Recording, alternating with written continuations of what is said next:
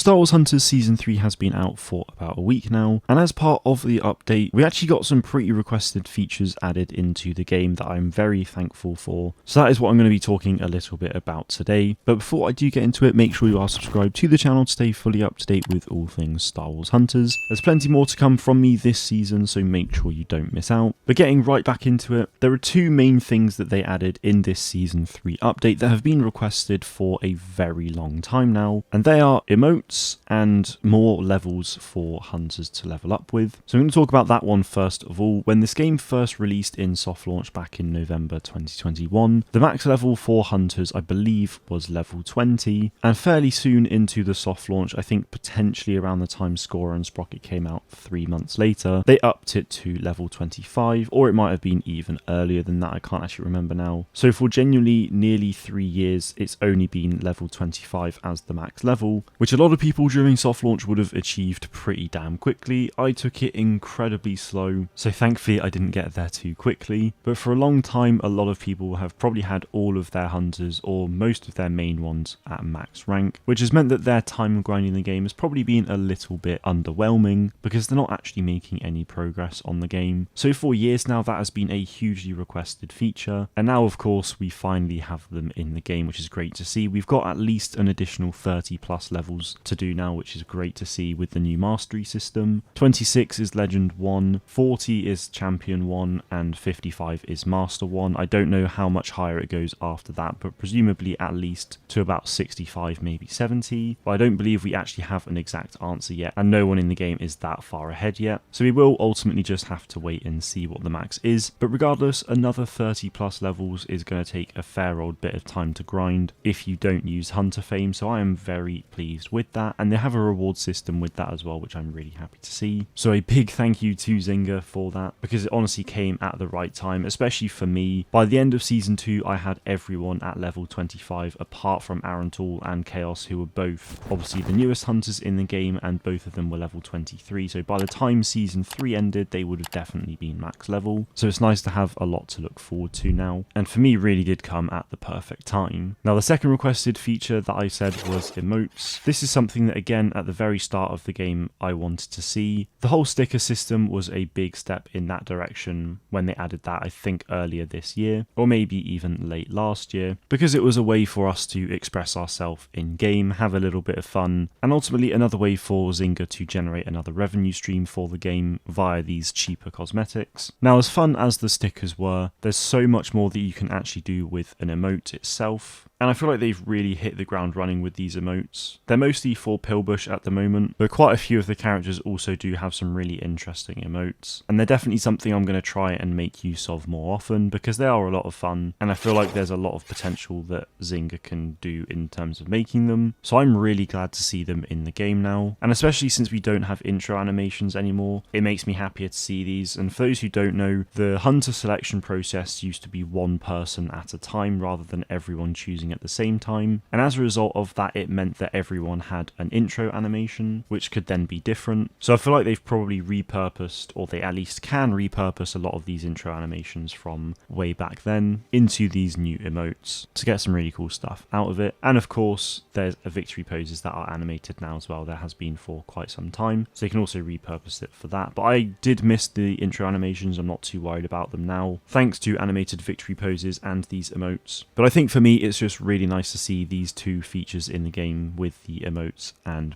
more hunter levels, because these have been two things that, whilst for some people they may seem small, especially with the emote side of things, they mean a lot to a lot of people. So it's really nice to see that the hunters team over at Zynga and Natural Motion have been really taking on board community feedback and implementing these things into the game. And I feel like that puts us in a good stead for the future of the game, because even throughout soft launch they were listening to the community quite often as well. So a big thank you to everyone on the Hunters team for these great additions this season. I'm very excited to see what else is to come. Let me know what you guys think of the new Hunter levels and emote system in the comments below though, guys. That is it from me today. Thank you all very much for watching, and may the force be with you always.